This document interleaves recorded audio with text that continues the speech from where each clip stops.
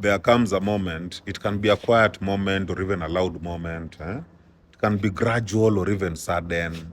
But there comes a moment when every soul faces the presence of death, you know, and not just the physical death, but ego death, identity death, relationship death, career death, any transition that forces us to confront loss and impermanence, you know.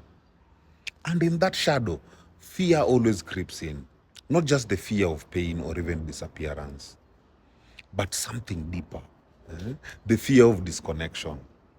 The fear that everything we built, every hug, every shared moment, every night we stayed up talking, every child we raised, or even every soul we touched might vanish.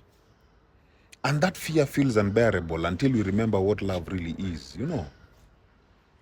Love is not owned. Mambo.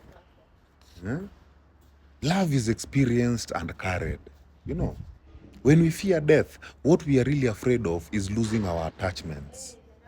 Our attachments to people, our attachments to identities, to places and memories. But love doesn't end when life does. Why? Because love is not a possession, it is a transmission. Every time you love someone, you imprint your frequency on the soul level. That frequency echoes beyond form. Love is not something we leave behind.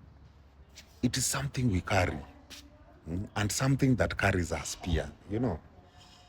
So when death comes close, we fear the loss, but we forget that we take it with us.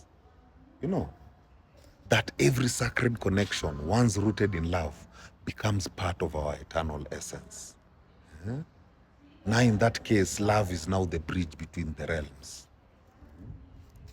Just like there's a land of the living and a land of the dead, there's also a bridge that connects both. And that bridge is love. It is why ancestors still appear in dreams. Why the presence of someone long gone can be felt in a song, or even a breeze, or even a place. Why grief is not just pain, it is proof of a soul bond, transcending time and form. So love doesn't die, it just transforms. It travels, it remembers. In fact, love is the only currency that crosses realms. you know, Death is now a continuation. Death is not a conclusion. Once you recognize this, that death does not end love, but returns it, then something shifts inside. You stop holding on to things out of fear. You release the panic of loss. You surrender the illusion of control because you realize death is not the enemy. Detachment from love is the enemy. Death doesn't erase what matters.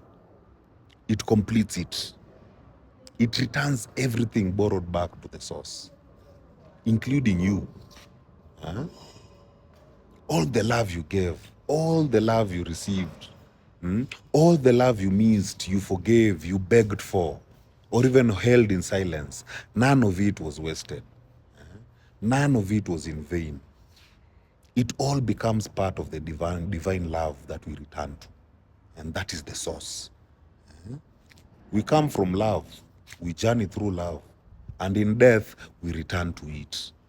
That's not a tragic ending. That's a sacred cycle. That's a sacred cycle. You know, when you know this, you die without fear. You don't run from death. You now walk towards it with reverence. You don't fear detachment.